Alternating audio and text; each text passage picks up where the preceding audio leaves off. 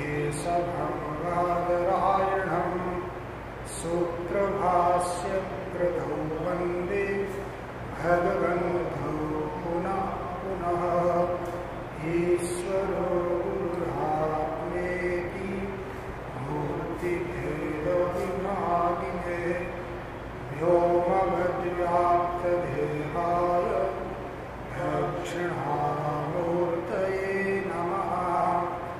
ॐ शान्ति शान्ति शान्तिः।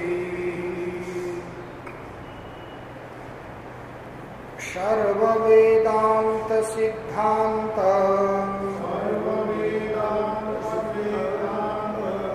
गोचरं तमगोचरं गोविन्दं परमानन्दं सद्गुरुं प्रणतोऽस्म्यहम्।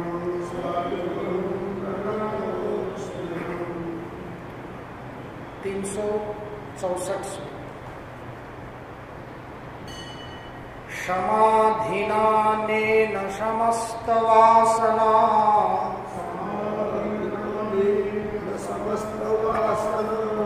ग्रन्थिर्विनाशोऽखिलकर्मनाशः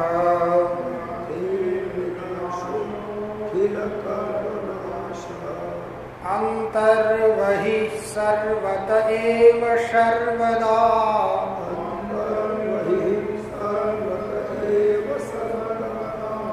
स्वरूप विस्फूर्तिरयत्नतः स्यात्।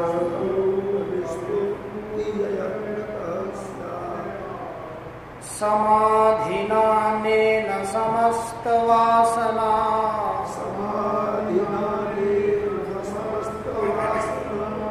ग्रन्थिर्विनाशोऽखिलकर्मनाशः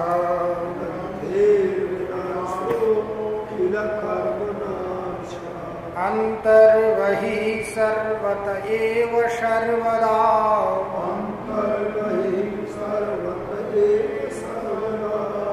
स्वरूप विस्फूर्तिरयत्नतः स्यात्।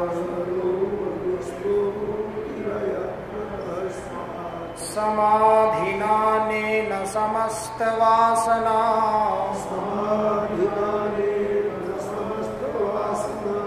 ग्रन्थिर्विनाशोऽखिलकर्मनाशः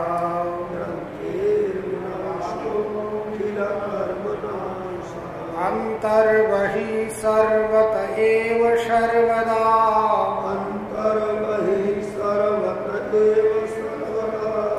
स्वरूप विस्फूर्तिरयत्नतः स्यात्।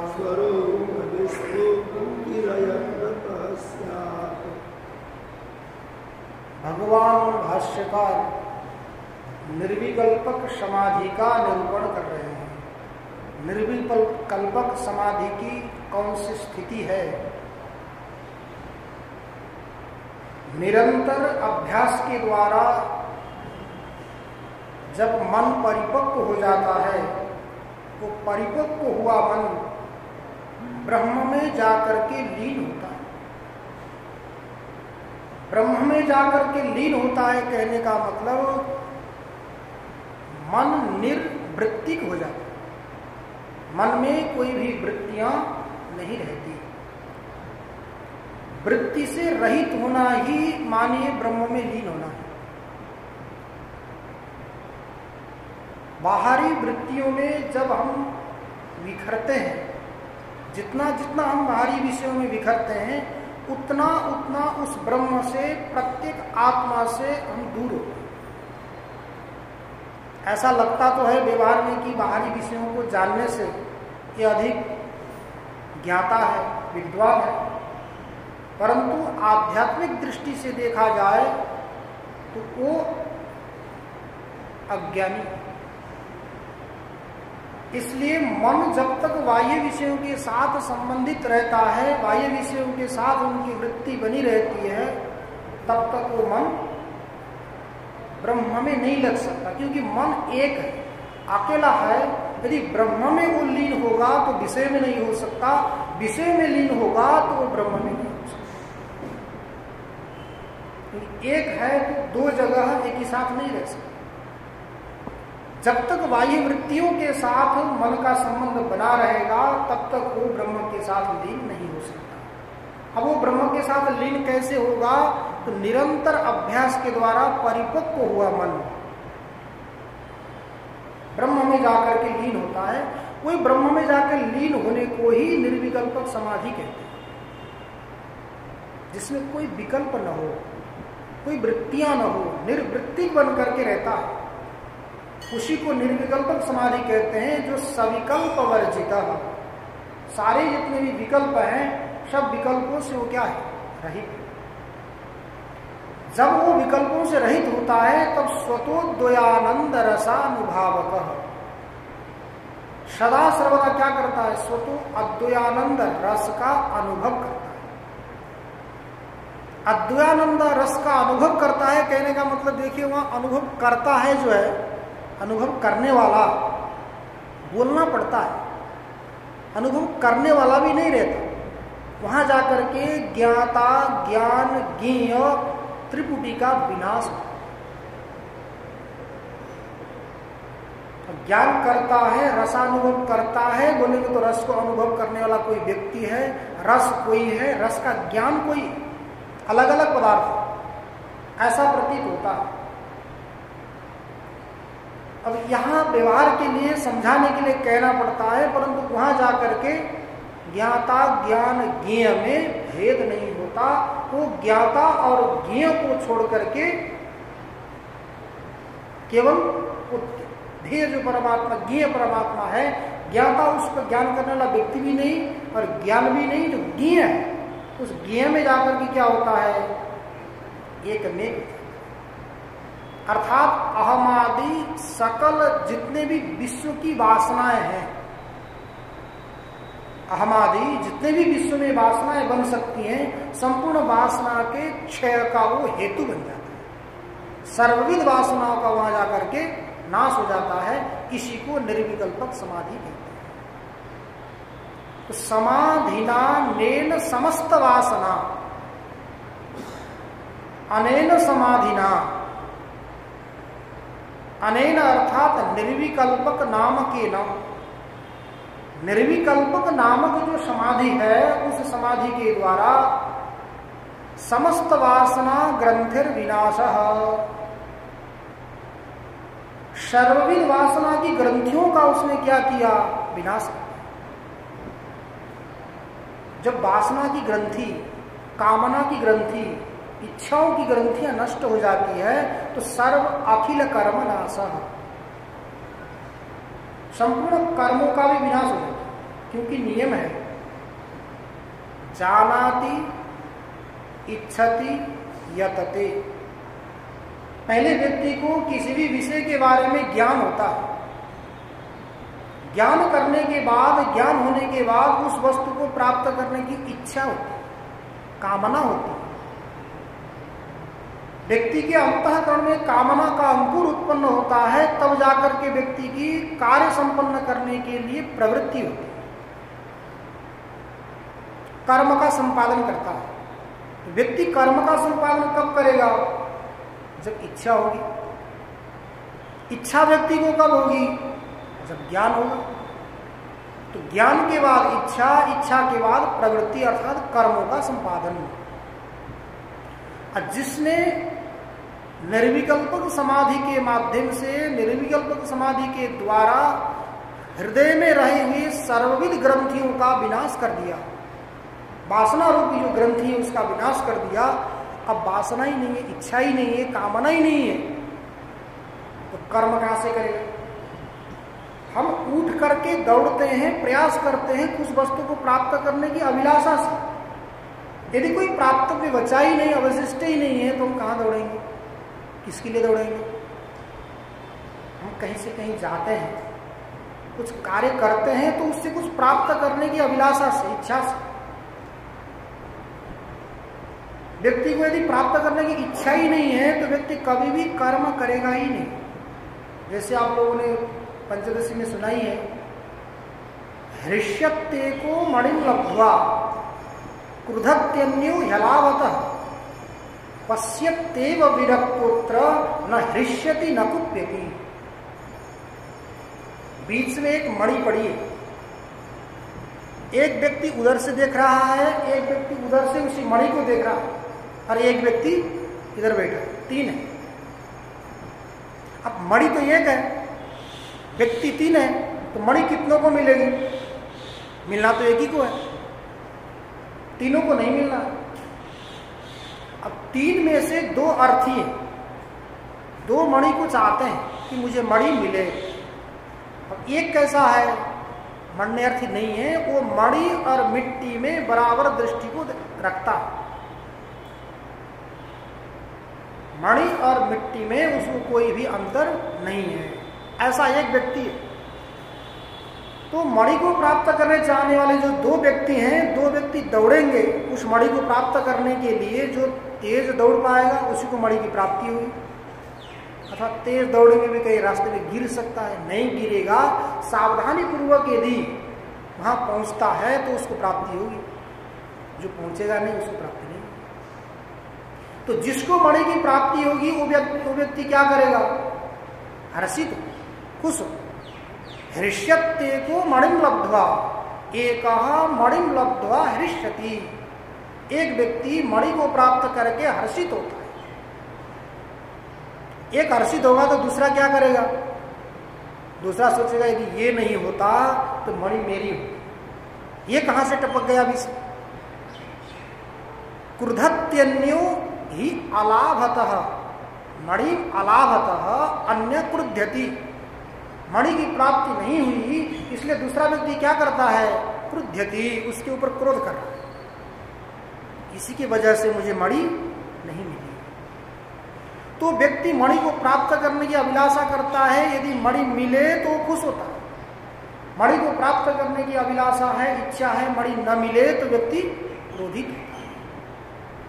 परंतु जिसको मणि के बारे में कोई चाह ही नहीं है वो क्या करता है?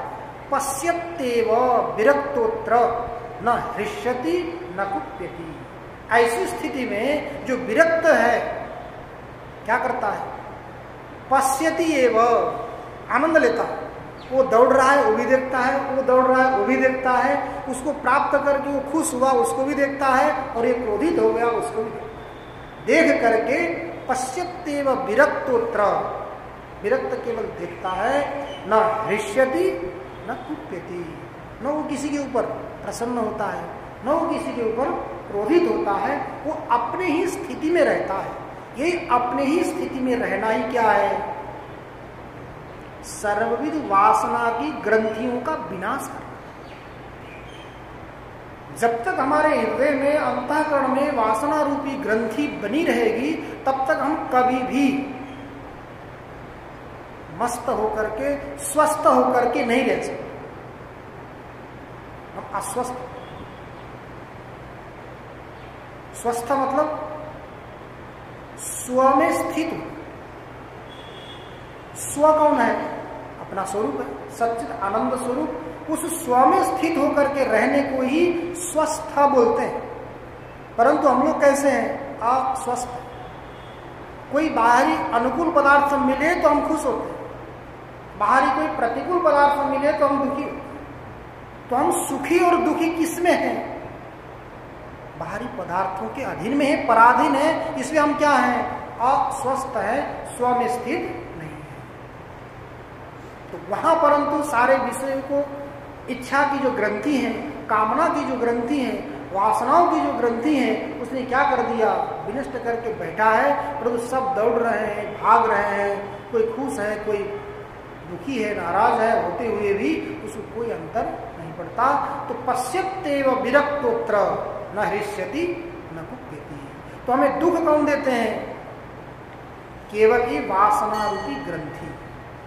गांठ तो दुख देता ही है, कहीं भी गांठ हो जाए तो गांठ क्या कर देता? दुख देता। तो यहां भी वासना ग्रंथे है, वासना रूपी जो ग्रंथि है वो ग्रंथि क्या कर देती है? हमें दुख देती है। परंतु जिसको निर्विकल्पक नामक समाधि का अभ्यास हो गया, निर्विकल्पक नामक समाधि जिसको अभ्यस्त हो गई, उसके समस्त वासना ग्रंथे विनाशः और अखिल कर्मनाशः।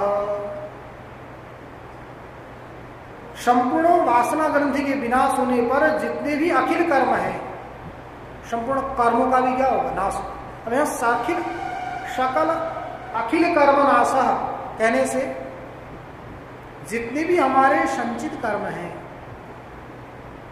जितने भी हमारे संचित कर्म हैं, अखिल कर्म में संचित कर्मों का सबका क्या हो जाता है? विनाश हो जाता है। प्रारब्ध कर्म तो भोगने ही पड़ेंगे, आगे क्रियमाण कर्म भी नहीं होंगे, संचित कर्म भी नहीं होंगे। प्रारब्ध कर्म तो हमारे नाम की जो निकल गए वो हमें भोगना पड़ेगा, परंतु जितने भी संचित कर्म हैं, शुभाशुभ कर्म, इन सब कर्मों का क्या हो जाएगा? विनाश हो जाएगा। क्योंकि ज्ञानाग्नि सर्व कर्माणि भस्मसात् कुरुते अर्जुन। ज्ञान रूपी जो अग्नि है क्या कर देती है? सर्वविध कर्मों का विनाश करती है। वहां भी भगवान भाष्यकार ने सर्वविध कर्मों में ये अर्थ किया है प्रारब्ध कर्मातिरिक्त कर्म। प्रारब्ध कर्म से अतिरिक्त जितने भी कर्म हैं उन कर्मों का विनाश होता है। प्रारब्ध कर्म का तो हमें भोग करना पड़ेगा। यही उपनिषद में आता है, भिद्यते हृदय ग्रंथि छिद्यन्ते सर्व संशयाः क्षीयन्ते चास्य कर्माणि तस्मिन् दृष्टे परामरे। भिद्यते हृदय ग्रंथि, हृदय की जो ग्रंथियां उनका भेदन हो जाता है। छिद्यन्ते सर्व संशयाः, अंतःकरण में विद्यमान जितने भी संशय हैं उन संशयों का भी क्या होता है? विनाश होता है। क्योंकि देखिए संशयी व्यक्ति को क्या करता है? मारता है। संशयात्मा विनश्यते, संशयित हो जाएगा तो उस आत्मा का विनाश होगा, इससे कोई संदेह नहीं। जब तक उस पर अवर ब्रह्म का साक्षात्कार नहीं होता तब तक व्यक्ति के हृदय की ग्रंथियां भी बनी रहेगी और संशय भी बने रहेंगे। संशय बने रहेंगे तो सारे कर्म होंगे। कर्म होते ही कहाँ है? जब संशय होता है, पूरा निश्चय इदमित्थम करके निर्णय कर नहीं पाते और अनेक प्रकार की वस्तु की प्राप्त करने की हम अभिलाषा करते हैं, तो अभिलाषा करते करते क्या हो जाता है? हमारे से कर्म हो जाता है। हमें कर्तृत्व का अभिमान होता है। जब वस्तु की प्राप्त करने की अभिलाषा होती है तभी जाकर के कर्तृत्व का अभिमान है। कर्तृत्व का अभिमान आया, भोक्तृत्व का भी अभिमान आएगा। मैंने किया तो मैं खाऊंगा, मैं भोगूंगा। तो कर्तृत्व भोक्तृत्व का अभिमान आया तो यही कर्तृत्व भोक्तृत्व अहमता ममता ही हम लोगों को क्या कर देते? बांध देते। तो ये कर्तृत्व भोक्तृत्व में, अहमता ममता में हम ऐसे बंध जाते हैं, ऐसे बंध जाते हैं कि हम अपने स्वरूप को भूल जाते हैं, लक्ष्य भूल जाते हैं। कुछ करने के लिए आए थे, करने कुछ लग जाते। इसलिए क्या करना? निर्विकल्पक समाधि का अभ्यास करके सर्वविध वासनाओं का क्षय हो जाएगा, तब जाकर के हमारे हृदय की जो ग्रंथियां हैं, सर्वविध जो वासना है, संशय है, इन सर्वविध संशयों का भी निवारण हो जाएगा। तो ग्रंथिर विनाशो खिल कर्म नाशः अंतर वही सर्वत एव सर्वदा स्वरूप विस्फुर्ति रयत्नतः स्यात्। अर्थात जब व्यक्ति निर्विकल्पक समाधि में जाके परिपक्व होता है तब उसको अंदर के बाहर के सारे पदार्थ सदा सर्वदा उसको भासते रहते हैं। देखिए योगी दो प्रकार के होते हैं। योगी दो प्रकार के होते हैं। योगजो द्विविधो प्रोक्तो युक्त युंजान भेदतः युक्तस्य सर्वदा भानम चिंता सह कृतो पर। एक होता है युक्त योगी, दूसरा होता है युंजान योगी। युंजान, युक्त और युंजान। तो युक्त और युंजान में इतना ही अंतर है, जो युक्त योगी होता है उसको तीनों काल के पदार्थ सदा सर्वदा भासते ही रहते हैं, अन्य किसी साधनों की अपेक्षा नहीं। करतला मलकवत, आंवले को लेकर के हम हथेली में रखते हैं, उसको घुमा घुमा करके हम उसको देख सकते हैं, सारा अवलोकन कर सकते हैं। और उससे तो अवलोकन करेंगे हम बाहर बाहर का करेंगे, अंदर का तो नहीं करेंगे, अंदर हमको तोड़ना पड़ेगा। परंतु जो युक्त योगी है उसको तीनों काल के पदार्थ सदा सर्वदा भासते रहते, इसलिए कहते हैं युक्तस्य सर्वदा भानम। जो युक्त योगी है उसको सदा सर्वदा पदार्थों का भान। चिंता सहकृतो पर अपरह युंजान, जो युंजान योगी है उस युंजान योगी को पदार्थ भासते तो हैं, परंतु उसको चिंतन करना पड़ेगा, अपने इष्ट का स्मरण करना पड़ेगा, योग करना पड़ेगा, कुछ अभ्यास करने के बाद तब जाकर के उसको तीनों काल के पदार्थ भासते हैं। अर्थात समझ लीजिए जो सविकल्पक समाधि में रहने वाला व्यक्ति है वो युंजान है, और जो निर्विकल्पक समाधि में पहुंचा हुआ परिपक्व हुआ जो व्यक्ति है वो युक्त है। और निर्विकल्पक समाधि में पहुंचा तो उसकी कोई भी वृत्ति नहीं रहेगी, विकल्प से रहित होगा। जैसे मान लीजिए हम लोग सुषुप्ति में जाते हैं, सुषुप्ति अवस्था में कोई भी वृत्तियां नहीं होती, प्राण तो चलता रहता है परंतु प्राण का भी हमें पता नहीं चलता, प्राण का भी हमें पता नहीं चलता। इसलिए उस अवस्था में हम क्या होते हैं, आनंद में रहते, सारी बाहरी वृत्तियों का विनाश होता है, सर्वविध वासनाओं से वृत्तियों से रहित होकर के रहते हैं, इसलिए सुषुप्ति अवस्था में आनंद में रहते हैं। इसलिए योगी लोग क्या प्रयास करते हैं कि हम निर्विकल्पक में चलें। यहां भी तो हम यही प्रयास करते हैं कि जहां जहां के आनंद आता है वहीं चले और सबको छोड़ करके भाग भाग करके दौड़े, ये प्रयास करते हैं। वैसे ही योगी लोग भी क्या करते हैं, धीरे धीरे धीरे धीरे करके निर्विकल्पक में पहुंचने का प्रयास करते हैं ताकि हम स्वस्वरूप का अनुभव कर सकें, जहां जाकर के हम बाहरी वृत्तियों में न बिखर जाए। इसलिए निर्विकल्पक समाधि की आवश्यकता, जो निर्विकल्पक समाधि में पहुंचने वाला व्यक्ति उसी को बोलते हैं युक्त। युक्तस्य सर्वदा भानम चिंता सह कृतो पर। तो इसको भी जो निर्विकल्पक समाधि में पहुंचा, अंतर्बहि सर्वत एव सर्वदा स्वरूप विस्फुर्ति रयत्नतः स्यात्। स्वरूप के विस्फुरण के लिए, स्वरूप की अनुभूति के लिए अब उसको कोई प्रयास नहीं करना पड़ेगा। अयत्नतः, प्रयास जितना करना चाहिए था निर्विकल्पक समाधि में पहुंचने तक किया, क्योंकि जब तक हम लक्ष्य में नहीं पहुंचते तब तक हमको चलना पड़ता है। गंतव्य में पहुंच गए तो अब चलने की आवश्यकता नहीं, बस हम गिर जाए तो ये चढ़ा हुआ जो थकान है चढ़ते हुए का, वो सारा थकान क्या हो जाए। वहां पहुंचने के बाद कोई खाने पीने की आवश्यकता नहीं होती, पहुंच गए, पहुंचते ऐसा लगता है कि हम पहुंच गए, कोई जरूरत नहीं। कोई भी कार्य हम संपन्न कर रहे हैं, करना है, किसी में लगे तो कार्य सिद्ध हो जाओ, होने के बाद शरीर में थकान तो है, होते हुए भी हमें ऐसी आनंद की अनुभूति होती है कि हमें कोई थकान नहीं, कोई भूख नहीं, कोई प्यास नहीं, किसी की आवश्यकता नहीं, हमारा लक्ष्य पूरा। उसी प्रकार ये जो निर्विकल्पक समाधि में पहुंचने का प्रयास करने वाले जो योगी, पहले तो उसको क्या होता है, सिद्ध करने के लिए बहुत प्रयत्न करने पड़ते हैं। जब पहुंच गया, पहुंचने के बाद उसको ऐसा लगता है कि अब मेरा पूरा लक्ष्य सिद्ध हो गया और किसी की भी आवश्यकता नहीं। इसलिए उसको क्या होता है, अयत्नतः स्वरूप विस्फुर्ति ही स्यात्।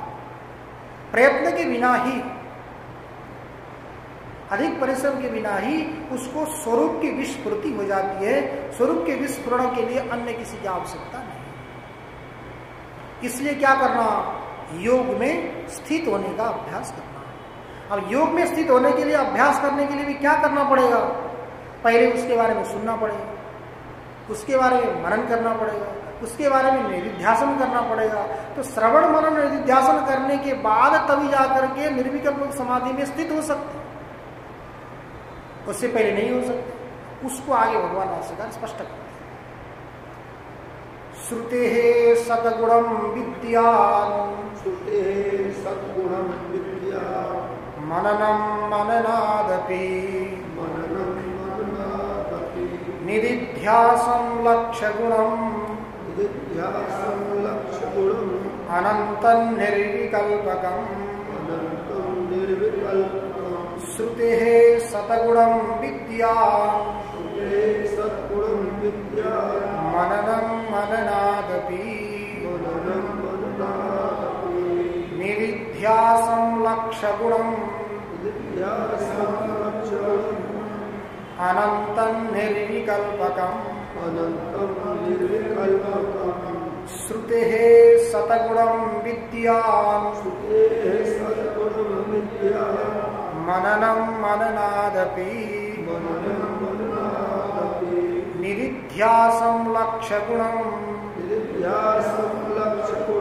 अनन्तं निर्विकल्पकम् निर्विकल्पक समाधिना स्फुटम् ब्रह्म तत्त्वमवगम्यते ध्रुवम् नान्यथा चलतया मनोगतेः प्रत्ययान्तरविमिश्रितं भवेत्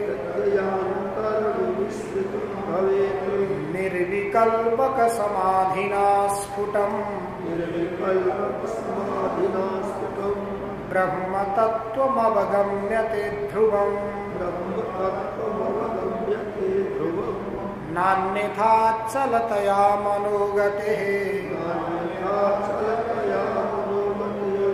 प्रत्ययान्तरविमिश्रितं भवेत्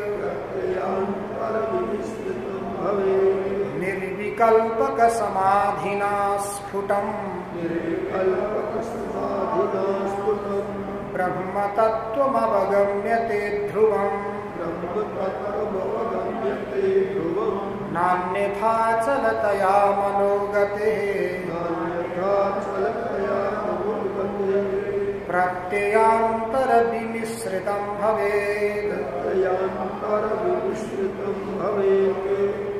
श्रुतेः सतगुणं विद्यात् मननं मननादपि निरिध्यासं लक्ष्यगुणम् अनन्तं निर्विकल्पकम्। श्रुतेः अर्थात श्रवण, श्रुतेः मतलब श्रवण, श्रवण का, मनन का, निधिध्यासन का कितना बड़ा महत्व है वो बता। श्रुतेः सतगुणं मननं विद्यात्, श्रवण करने से 100 गुनी अधिकता, महत्ता किसमें है? मनन में। श्रवण तो हमने कर लिया, ऐसे कैसे? श्रवण करके हमने छोड़ दिया, उसका मनन नहीं किया तो श्रवण करने का कोई मतलब नहीं। जिसको बोलते हैं हस्ती स्नानवत क्रिया। हाथी नदी में डुबकी लगा लगा के खूब नहाने के बाद फिर किनारे में आकर के, तट में आकर के बाल उठा करके छोड़ से फिर डाल देता अपने शरीर के। तो स्नान करने का क्या महत्व? कोई मतलब ही नहीं। वैसे ही हम भी श्रवण करने के बाद यदि मनन नहीं करते, श्रवण कर देते हैं केवल, तो उसका कोई महत्व नहीं। ऐसे तो न सुनने से सुनना अच्छा है, क्योंकि श्रवणायापि बहुभिर्यो न लभ्य। क्या है? पहले तो उस आत्म तत्व के बारे में सुनने वाला ही नहीं मिलेंगे। सुनने वाले कथनचित मिल भी जाए समझ भी नहीं आएगा, और यथार्थ रूप से कोई उपदेश करने वाला व्यक्ति नहीं मिलेगा, आश्चर्य है। और यथार्थ रूप से कोई बता भी दे तो यथार्थ रूप से समझने वाला व्यक्ति भी मिलना आश्चर्य है। श्रवणायापि बहुभिर्यो न लभ्य शृण्वन्तोऽपि बहवो यन्न विद्युः आश्चर्यो वक्ता कुशलोस्य द्रष्टा सर्यो ज्ञाता कुशलानुशिष्ट। पहले तो उस तत्व को इदमित्थम करके बताने वाला आचार्य ही आश्चर्य है। कोई कहीं मिल भी गया, अनुशिष्ट आश्चर्य, उसका पालन करते हुए श्रवण करने वाला व्यक्ति भी क्या है? नहीं। उसी प्रकार श्रवण की भी महत्ता है, परंतु श्रवण की महत्ता की अपेक्षा मनन की और महत्ता। इसलिए श्रुते सतगुणम विद्या, श्रवण करने से अधिक मनन करने में क्या 100 गुना अधिक महत्ता। मननम मननादपि निधिध्यासनम लक्ष्य गुणम, मनन से भी निधिध्यासन करना 1,00,000 गुना अधिक महत्ता। श्रवण करने से मनन करने में 100 गुना अधिकता है, महत्ता है।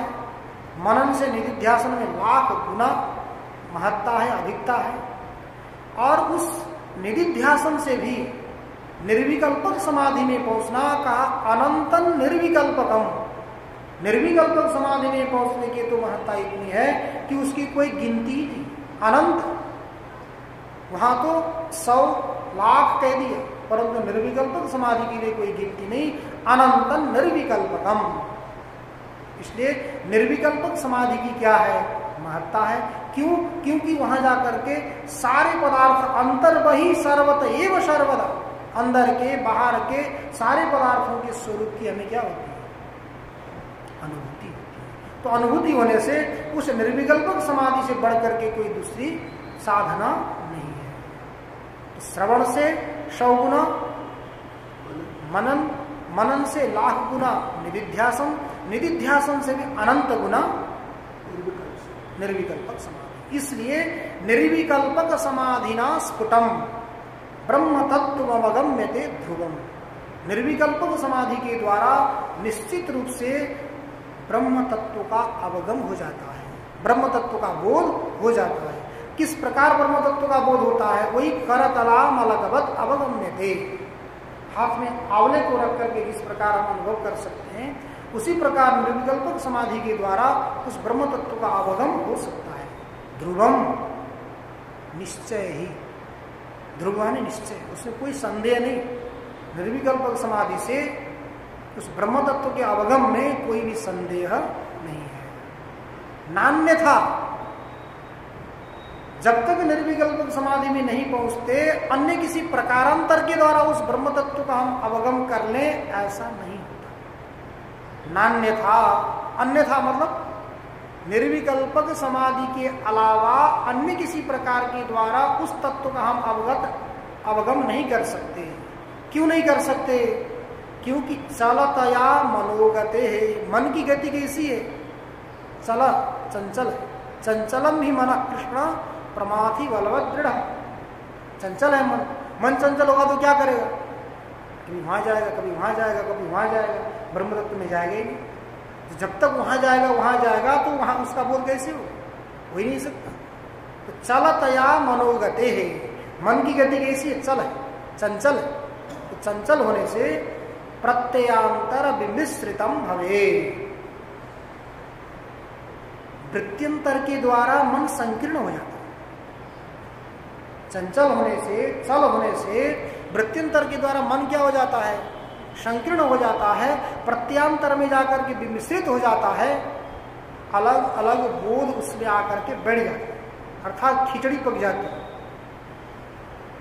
थोड़े से उसका ज्ञान आएगा, थोड़ा उसका ज्ञान आएगा, थोड़ा थोड़ा मिलेगा, तो ब्रह्म तत्व का अवगम नहीं हो सकता। इसलिए उस ब्रह्म तत्व के अवगम करने के लिए हमें निर्विकल्पक समाधि का ही सहारा लेना पड़ेगा। जब तक हमारा मन सर्वविध बाह्य वृत्तियों से, सर्वविध बाहरी वासनाओं से निवृत्त नहीं होता, तब तक हम उस निर्विकल्पक समाधि में पहुंच नहीं सकते। आजकल समय कम ही हो रहा है।